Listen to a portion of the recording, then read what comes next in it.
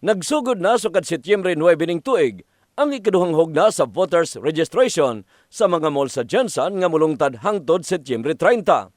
Nagpahimang no ang Commission on Election Jensan nga inay moadto sa ilang opisina nga nahimutang sa barangay Dadyangas West sa mga satellite offices na lang sa matag mall moadto aron nga magparehistro.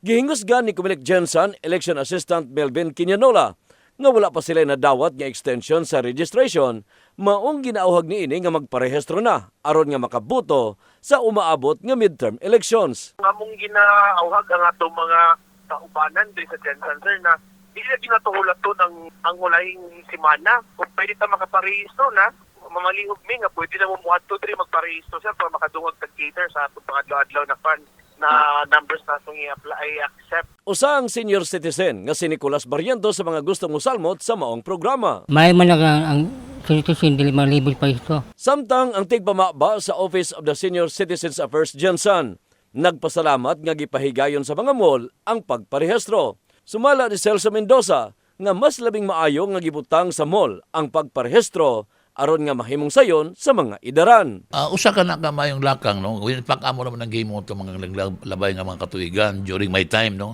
Pero mas maayo na siya usa ka public service alang sa mga idaran na wala pa na resto. It's a good campaign for the part of the COMELEC nga nasa na programa nga susama ana. Kahibaluan nga gipaklaro sa COMELEC nga gihimo nila ang mall registration aron nga mahimong maduulan sa tanan. Ilabi pa nga ang ilang buhatan anaa sa ikatulong andana sa Barangay Hall sa Dadyangas West.